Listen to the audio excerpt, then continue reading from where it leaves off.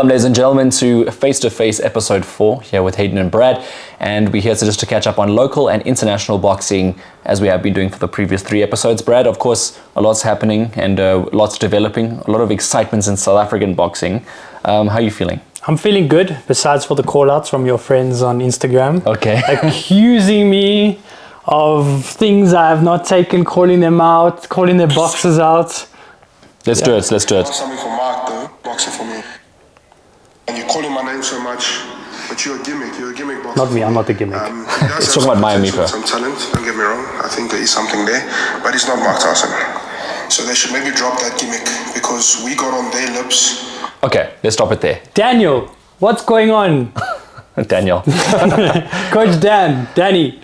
Nah, I didn't call you out. What happened was, this gentleman over here... I'm probing a little bit, yeah. Was probing to say, what would happen if Liam Fox fought my Miko Mosland, the gimmick Tyson, and I said, whoa, let's not go there because Maya's another level. So I got 2 tickets for you for Sunday, ringside, at Mayhem at the Market 2. Maya Miko's got a really tough opponent. He's fighting Lancelot Moyo in an 8-round fight, so maybe now, hopefully if he comes through that 8-rounder, he'll have something for Liam because you said there's no benefit, but he'll be fighting a guy with a winning record, an 8-rounder, and I think that would make him worthy of fighting the Fox. Don't talk like Danny, like the thing is like your shirt says against Mike, he's like, don't chat shit. Have you seen this? Don't chat shit. That's such a cool one like that Danny put out there. But like obviously the call outs, Fox and Mayamiko. So would you be happy to put that on? 100%. But let's see what happens on Sunday. Can't overlook our opponent. He's 6-2 with 6 knockouts. He's a monster. Only guy that stopped him is Kane Faree, who was at that time knocking everyone out. So it's a really hard fight for Maya. And then you guys will be ringside and you can see for yourself. But I'm pretty sure when Maya comes through, which I'm quite positive he will, that you'll never fight him. Well, there's the official call out. So Danny De Oliveira, if you are watching, then you've answered it in person. We're going to clip that. And if he doesn't want that, you can also go to Cape Town to fight Mikhail Jacobs. That's an availability. So I'm giving you 2 options for next year. You let me know, Daniel. Daniel. But no, all love. That's what it's about. Let's make great fights happen, right? Yeah, let's make the best guys fight the best guys. You know, they could fight now in their youth. The winner can come back in 5 years, fight again. It could be a trilogy. It could be, what's after trilogy when you fight 4 times? A quadrilogy? A quadrilogy, like Golovkin and Canelo. So maybe you got Golovkin and Canelo. Then no gimmicks. No gimmick fights at all. We're only about the best fights here on. Exactly. Also, imagine having them on the couch at Face2Face. Yeah. Well, Maya's the son of a pastor, so I'm sure he's going to be very nice. I don't know Liam. I haven't met him, but I'm going to see him. Also nice guy. Yeah, I'm going to see him on Sunday he'll be at the event. So, well, I got his tickets, so he should be at the event. If you're going to watch this, so please. Yeah, we'll sort that out. Anyways, sure let's move on with the conversation because I think that's a great one. But we had over the weekend 2 guys that were sitting on our very couch. That was the first time 2 guys sitting on the couch ended up fighting, and the next one coming up is fighting in the ring. We've had some fights on the couch. Not on the couch, almost. Yeah. We've had 2 guys that let's go. But Katlego Kanyisa, Jonathan Lutango, 8th November. It was a good fight. Was it a good fight though? Look, it was a technical fight. I thought it was the brawler against the boxer. I know that a lot of people, saw it as being a close fight. Lutango, of course, dropped Kat in the 10th round, which, stunned Kat. First time he's been taken to the canvas. Like right at the end of the fight. Literally the last punch. Yeah, I don't know. He didn't even look so hurt because usually when you jump up quick, usually when you jump up quick after a knockdown, then you get up and then you're like, whoa, you're like moving side to side. He was like quite stable. Yeah, he seemed pretty stable. So I don't know if it was like, it must be a flash knockdown. Does that mean Lutango retires? Because he said if he doesn't win, he retires, or did I get the wording wrong? No, I think you got the wording wrong, and I also said to Kat as well, because Coach Lucky, who was also here that day, said that does Lutango retire? And he's like, no, only if you knock him out, he's going to retire. So he can still fight again. In fact, an exclusive maybe, Lutango DM'd me, and he said, I still want to fight Tristan Naidu. And Tristan. Is he still on about that? He's still on about that. Poor Tristan. This guy's been chasing Tristan. He wants the Tristan Naidu fight so badly, more than any other fight. I think even if you offered him a title, he'd want the. He just wants Tristan Naidu. I don't know what it is. I don't know what Tristan did to this guy. What did the prince do? What did he do to this guy? Like, maybe he just wants to be the prince. He's sick of being the snake. He wants to be the prince. So Tristan might be coming to the fight this weekend, right? Yeah, I'm sure he'll be there. So we can ask him maybe. What is Yeah, he? maybe we'll come have a... Ask him about what his thoughts are. I don't know if the fight's going to get made. I mean, I think there has to That be guy's something in it. been chasing him. But yeah, what do you think on the decision? What did you have it? You were there. I was there. I had it 6-4 or 7-3 to Cat, and with the knockdown with Latango in the last round, I could see how they got a close scorecard. So I think. But you were happy. But when I was watching, I was obviously watching on the stream because someone didn't send my tickets. Who didn't? Okay, someone. They didn't watch. I don't know. I don't know. Maybe they just didn't watch our episode. But it seems lots of people watch it. So I don't know how they didn't see my call out for my game driving tickets. But we'll go past that. Anyways, got to watch the Springboks at the same time, which was cool. But yeah, when I was watching it, when the final bell went, I saw that Cat didn't look convinced that he had won. Maybe it was just because he had just been knocked down that he wasn't so whatever. Yeah, he wasn't in the mood. But Jonathan was quite convinced he had won. And then, once the decision was read, Cat remains champion. And I don't know, I have to obviously rewatch it and score it. But for me, the fight was a little bit boring. I would have liked Cat to maybe set his feet a bit more because I think as overseas people watch that, obviously now his ranking's going up, and I don't know if anyone's ever going to take you overseas to fight because it's not very entertaining. But I think you're not going to win on the road like that. Cat is still like continental level for now. I think he's still developing that style, and I think you're right. He needs to coming out, and I think the Latango fight, if anything, you're going to learn a lot from it because Latango hits like a truck. We see how hard he hits. We know Latango quite well, and the fact that Cat was able to come through it, I think that it's just a learning curve. Good win. Cat's got nice names on his record. Good win. Did what he had to do, it's but a bit boring. I would prefer him to get a bit more stuck in because he's got the skills. Yeah. I'd like him to show his skills more. I don't like that too much. I mean, you got to move. Obviously, box and move. It's the art. The art, whatever. It's the Floyd Mayweather mold. Yeah. But he still got stuck in and landed combos. So I think a bit more combo punching would have been nice. I think the problem also with Latango didn't test him enough because Latango was banking on a right hand. He was the whole night going for the same combination, and Cat just thought, I don't want some of that, because I think once you feel that power, do you want to get stuck in with Latango? I think you come out second best in that instance, Yeah.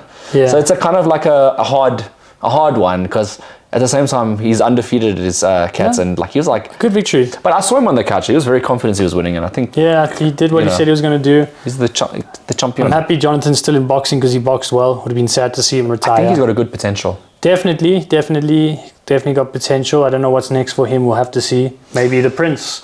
Maybe we'll have one of them on the couch again soon for their next fights. Can you imagine that? And then on the same card, of course, Bernice Ferreira managing to beat Nazipa Bell. What a performance. Convincingly, one-sided performance. Which is a surprise because Nazipa Bell's fought for a world title before. Bernice is on fire. The Badger.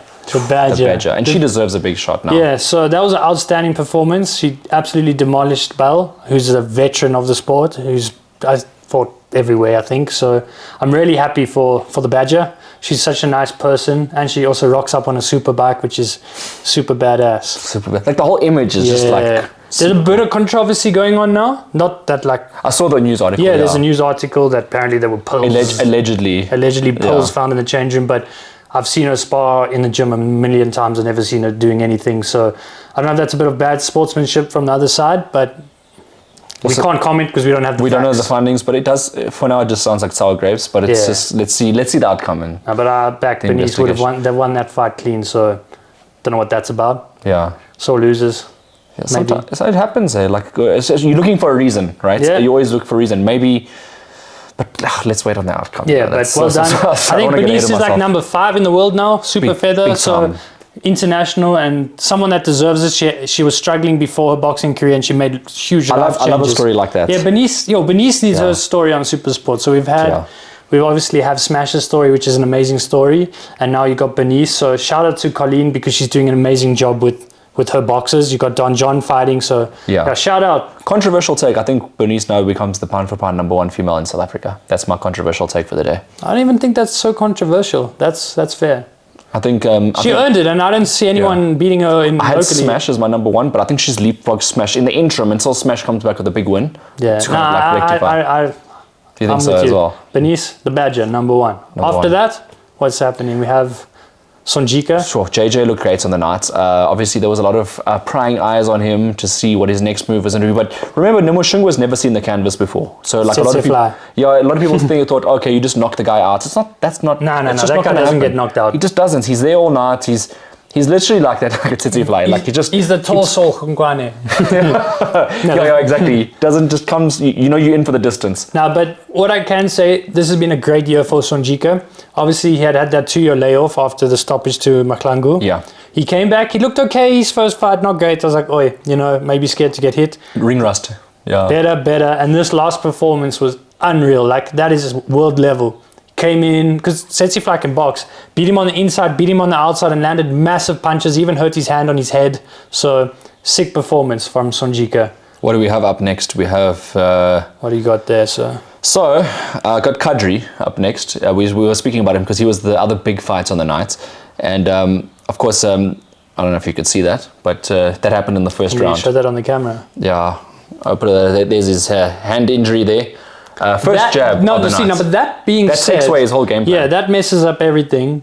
Do you think he did enough to earn the draw? I do. I think he did. Actually, funny enough, because I was ringside with people, and like we were sitting at one table. There's about 10 of us on a table. Half of them saying, they felt Thomas 5-3. I was on the side of saying Kadri 5-3, but then I could see why it was a draw as well. If you looked at the judges' scorecards, you could see they had 5-3 to Kadri, one of them, and the other two had it 4-4. So you can kind of see how this played out. Is that Kadri wasn't his best on the night. Yeah. I think a fully fledged Kadri probably beats Thomas. I think Thomas put in a phenomenal performance. Yeah. I'll put it this way, but Kadri's... That just makes Becky Caesar's win over Thomas look that much better, because Magagane couldn't beat him, he drew, and now Kadri couldn't beat him. But I'll give some insight. So basically, the majority of Kadri's game plan was based on the jab, and that happened to his left hand. So it takes away that strength. I understand, but I'm just looking at results here, because on BoxRec it's not going to say Kadri had a sore hand. But at the end, what you're also saying, like Becky's flipping good level, like he's like up there. He's an international boxer now. That's what I'm saying. Yeah.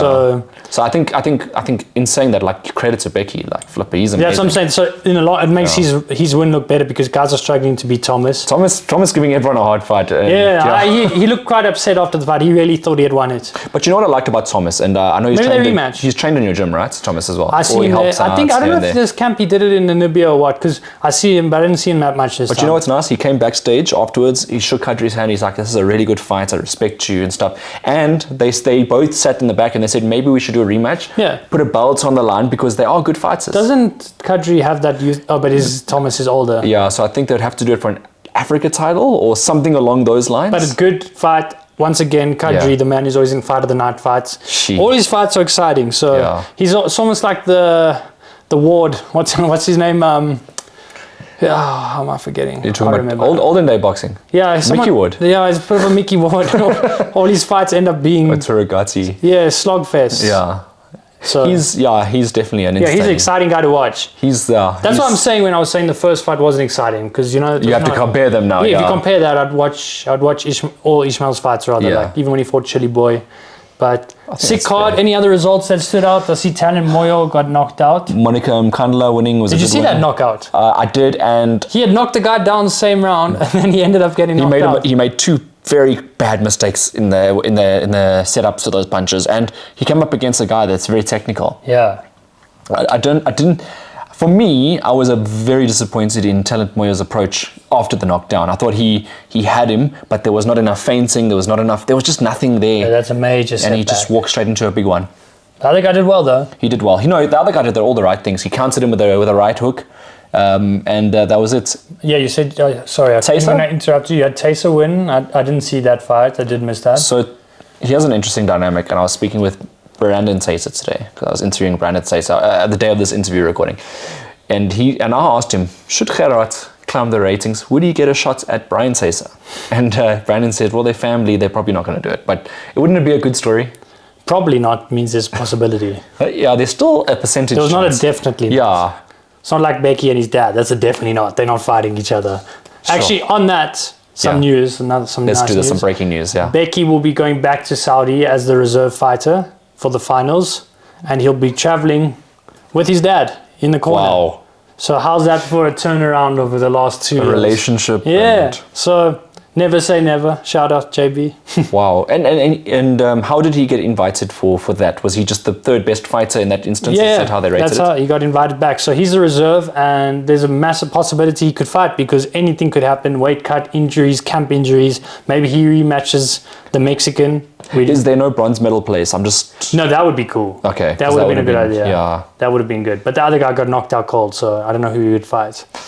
Yeah. Yeah. Yeah. What's happening with so the other South African fighters? Did the... I actually don't know. I mean, I would think in the heavyweights, Keaton would be called back because he did the best out of all the heavyweights. So I haven't actually chatted to Peter and Keaton, but maybe they're also going. Yeah. We should find out.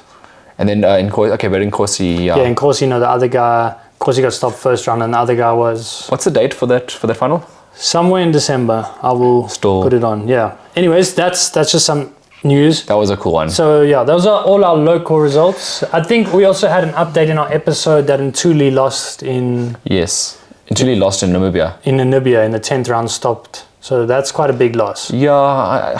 That Namibian guy's quite good. And it kind of disqualifies him from the whole South African super middleweight title conversation because it looks like Prosser and Kariri now are lining up for that belt because of Ntuli losing, because you can't justify Ntuli jumping in. He's just got knocked out. That is actually very interesting. And that's going to be a fight. Where do you think if that fight takes place? Do you think it'll be on Aquila or do you think it'll be on like a fight island? What is the vibe? I think it'll be on Golden Gloves. On a Golden Gloves card. Yeah. Wow. Yeah, because it's a big fight, right? And it's neutral. Not that none of those promotions can have a big fight. You have to pay the right fees but, and stuff.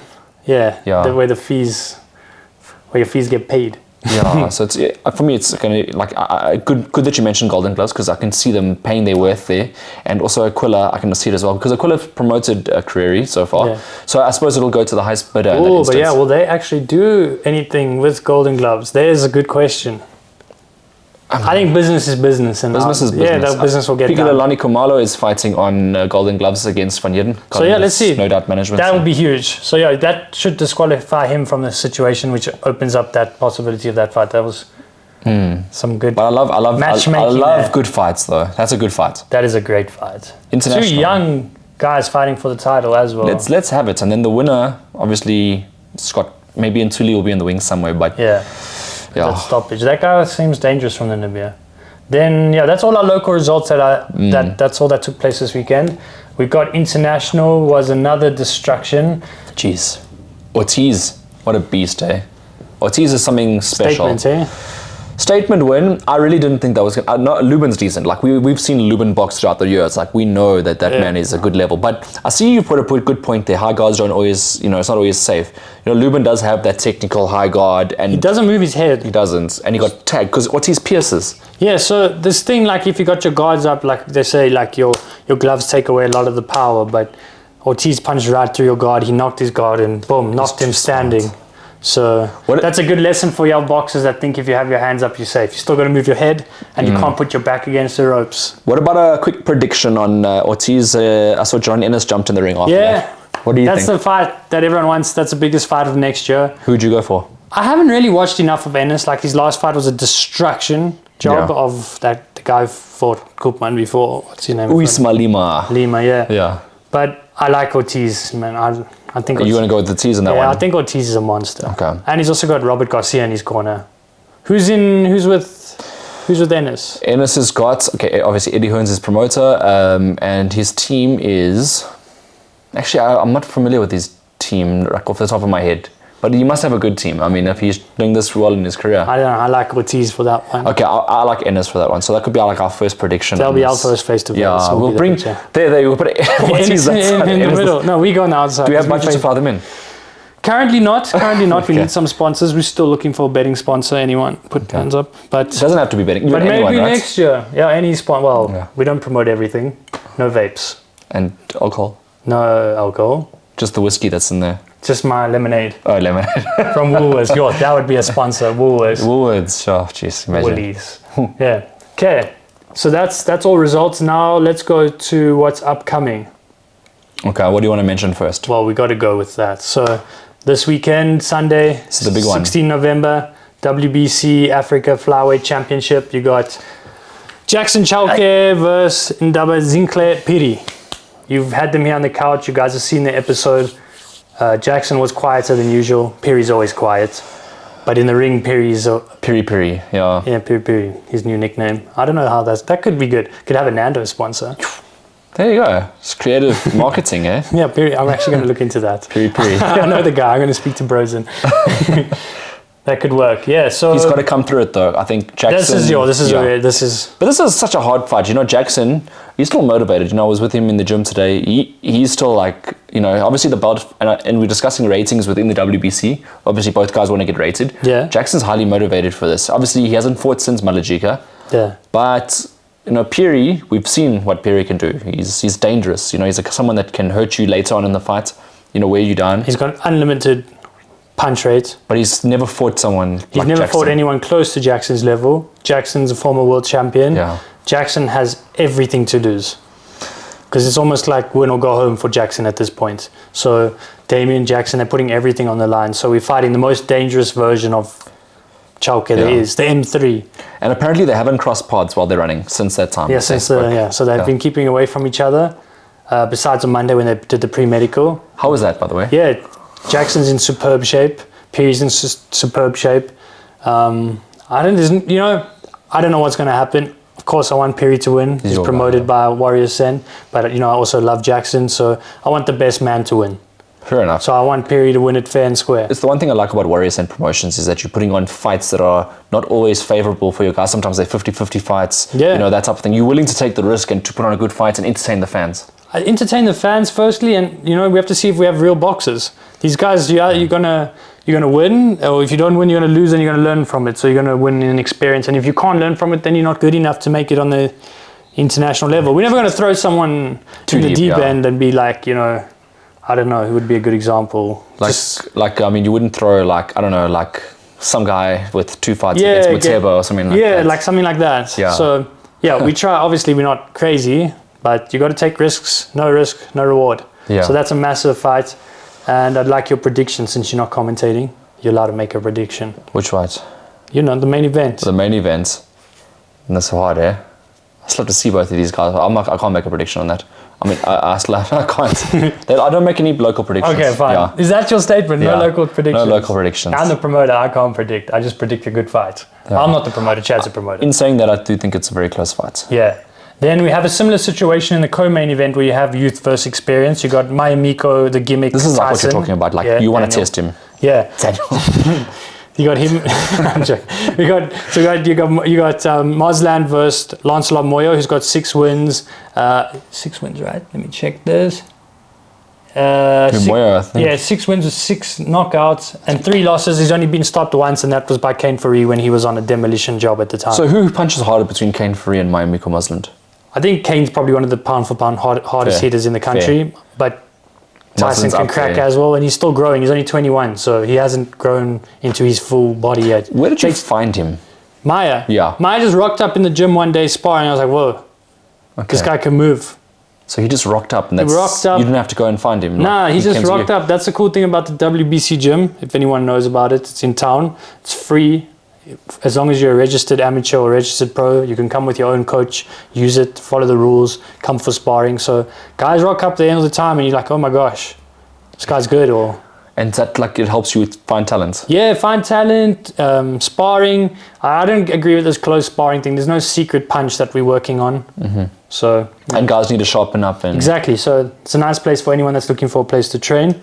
Anyways, back to our card. So yeah, Tyson versus Moyo. Yeah. Obviously, Moyo's devastating puncher, as you mentioned before. But I've seen him before. He's someone that is also susceptible to getting hit. So he's not the most cleanest on the defense. No. But one thing he will do, if he catches you, you're gone. I mean, that's obvious. Yeah, he can hit, but I think Tyson can also take a punch because he fought Mikhail and Mikhail couldn't stop him. So Mikhail's got a decent punch. Exactly. Yeah. So and he did well. He got caught, but he did well. So I think he'll be able to take the punches, but let's see what he's going to. He might use his old man skills on him and try to tire him down. Old man skills. Yeah, it's a thing. Yeah. It's a thing. Then we've also got on the card, you've got a nice female belt. You've got Tari Sai, who's only had 3 fights. She's fighting against Mokabisi, who's fought for WBC silver in Mexico before. So that's a big fight. 3 fights against 33 fights, which is crazy.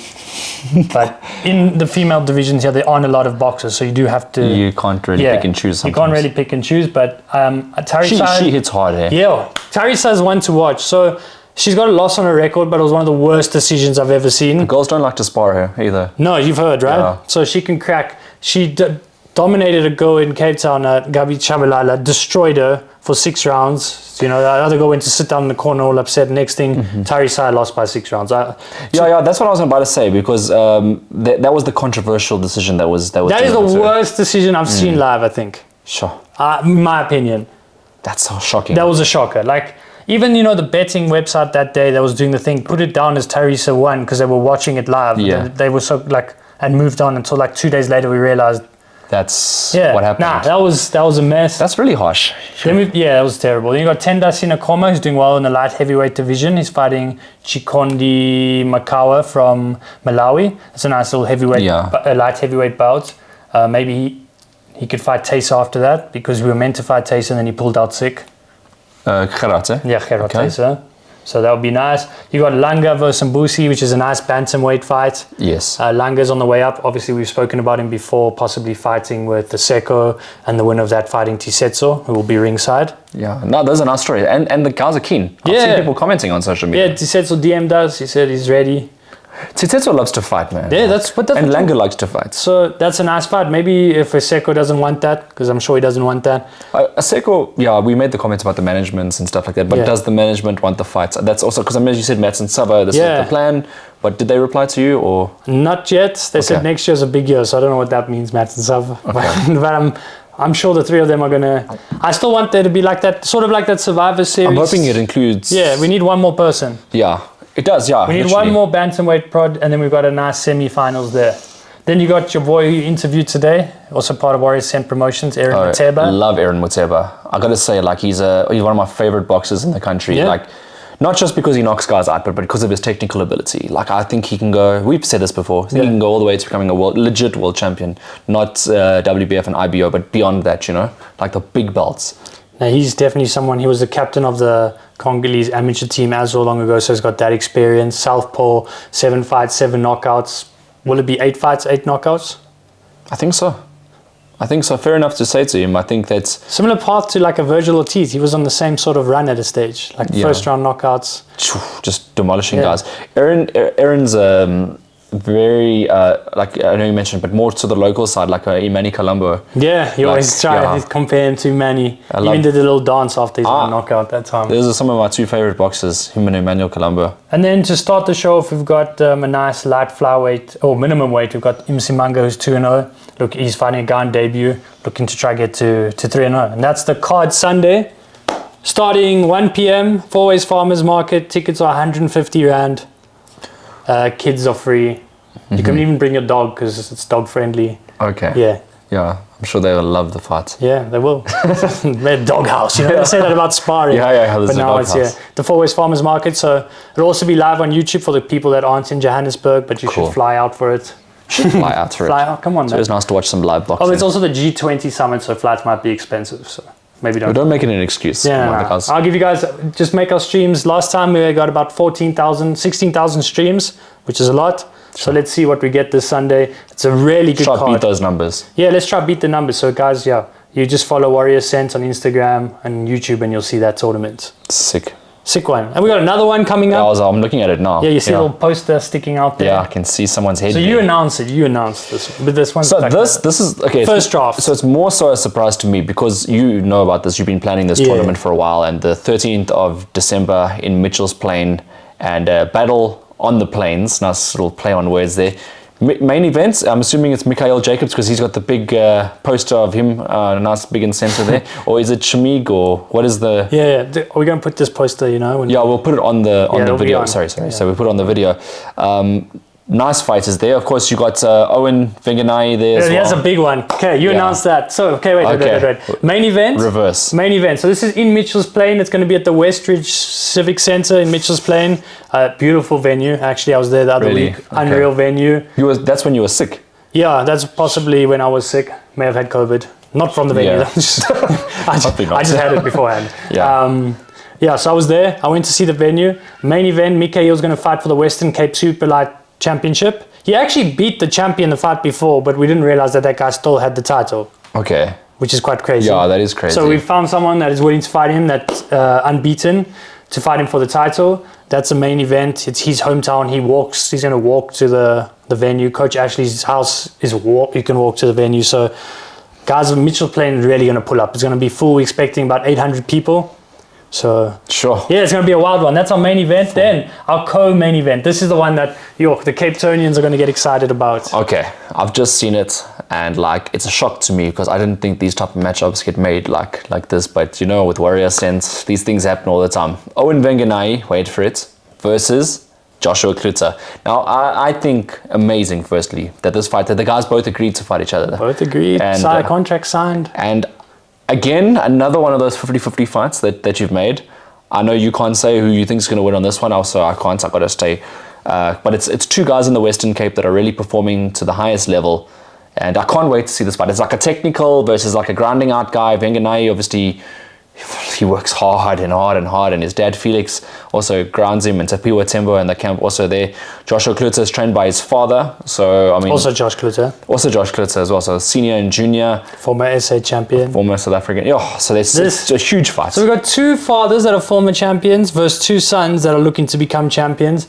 Both undefeated, both from Cape Town, both have been crossing close together. There's always been rumors of this fight happening, and it's never ever happened. Does the winner get a title shot at something? Yeah, no. Whoever wins this, Because big surely thing. Obviously, Owen's promoted by Warrior Ascent Promotions. We believe in him. We think he can get it done. But this is a fight that's gonna. It seems like Klutzer's also, he's been on your tournaments before. Yeah, no, we've had Klutz on. We put anyone on. Anyone that wants to be in a proper fight, we welcome. Right. That's what we want, and that's where we find guys like Shamik came here to fight in Jabulo, and we're like, oh wow, Shamik is really good.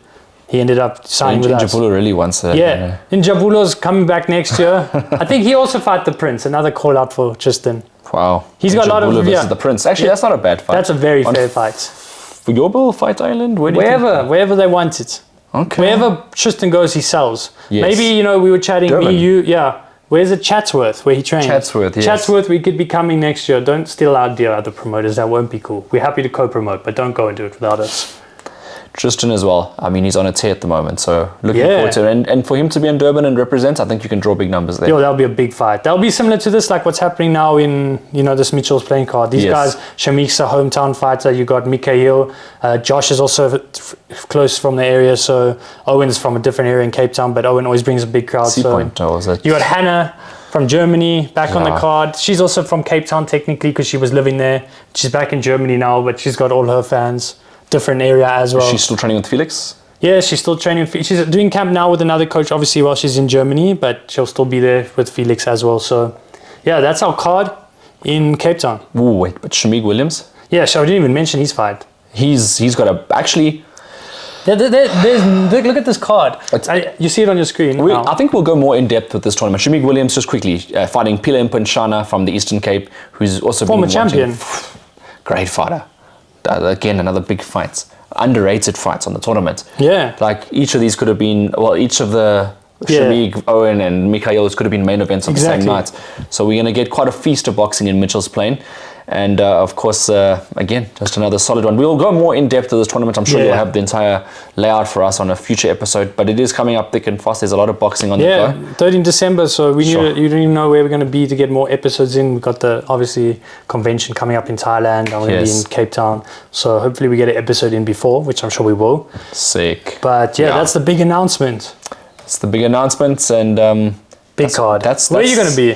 I'm going to be on my way to Cape Town, but... Will you make it in time? No, so I'm driving down that same day. We're going to have to make a plan for that, because this is too good to miss. Bring a helicopter. But yeah, this is the first time boxing pro tournament in Mitchell's played in like the last 20 years. So this is a big thing. Do you think this is the first of many? I think so, because before we even announced it, I don't know how people have been finding out, but they've been messaging for tickets and stuff like that, and we haven't even like confirmed anything yet at that stage. So I think it's going to be a sellout. And when do tickets go live for this? Tickets will probably be live by the time this episode's out. Awesome. Yeah. Okay. So you heard it. So if people want to get their tickets, just follow the Warrior Ascent page as well. I'm sure they'll have link in bios and all of those type of things. I'm sure all of those things will be attached. And are we still mentioning... I think we save that for the next week. Next week. But maybe what we have to mention before we close our show the face-to-face. Not even the face-to-face, because the face-to-face will be after. Maybe we mention Eubank Ben. Okay. Yeah, that's a rough one. First one is so good. First one is so good that they had to do it again. Yeah. So nice they did it twice. So international, I'm allowed to make a prediction. You're loud. This is what I mean. My heart says Ben. My head says Eubank. I'm in the same camp with you. We got big Bomac back in the corner, which is going to make a huge difference. I think the weight cut will be better. And I just think Eubank is too big for Ben. Yeah. Eubank's a good boxer. But I love the hearts of Ben. Yeah, Ben's got heart. He gets in there. He's got power. He also started boxing a lot later than Eubank. Eubank's like a proper boxer. Yeah. I don't know. Through. Ben's just a monster. I met him. He's a cool guy. Like I was with him in Germany last year. Really nice guy. Trains hard. He's humble. The opposite of Eubank, who's I've only not very seen humble. Ben once, and he was in Monte Carlo when who was fighting, Sivanati Nonshinga was fighting, but there was another main event on that same night, which I think he was going to watch. Not Corolla. Cordina, sorry, yes, Cordina. He was interested in that fight. Okay, yeah, now he's a good boxer, but Eubank's another level, I think. Yeah, it's actually on the screen right now. I know you guys can't see it at home, but yeah. This is cool. It's a good fight. Yeah, so we have a nice fight weekend. Obviously, I think locally there's nothing this... we Sunday. Yeah. We count that as a weekend. But yeah, international, we got this big fight. There's also nice Tommy Welch. He's a heavyweight fighting. I think Richard Riakpo on the same card. That might be the co-main event. Also brilliant fights as well. Brilliant Riakpo, good boxer. So that's a sick card. It'll be on the zone. Yes. I'm sure you guys have... None of us are missing that fight. Yeah, no one's missing that. I think we should have one of those like fight parties. We need to get those things going. They do them in America. Yeah. Like you rock up and you watch the fight. So anyone want to call Hayden's address, we're going to put it at the bottom. You'll be hosting a fight party. They say it's a little watch party. A watch party at Hayden's house. Definitely not at my house, but we'll see. Maybe we'll do it here. Okay, on the couch. Yeah, we'll do it on the couch. Actually, this is actually a nice place to do a watch party. Yeah. We'll put the address on the bottom of the... Yeah, okay. Guys, you're all welcome. You're all welcome as long as you buy tickets to the watch Sunday's show. Yeah. No, the watch party can be free, but you got to buy tickets for the Sunday. show, okay. 150 You have to send proof of your tickets. Yeah. Dogs, kids free. Dogs, kids free. Yeah. All right, bring your treats on the day, and we'll see you there. Thank you very much for catching us on Face2Face yet again. Make sure that you're watching this on the Saturday morning, that you're watching the Monday morning, where the next episode comes out with Pikelelani Khumalo and Don John van Heerden. They get heated in this episode. We were here in the middle. We almost had a body shot challenge, but it just didn't happen. But we'll catch you then.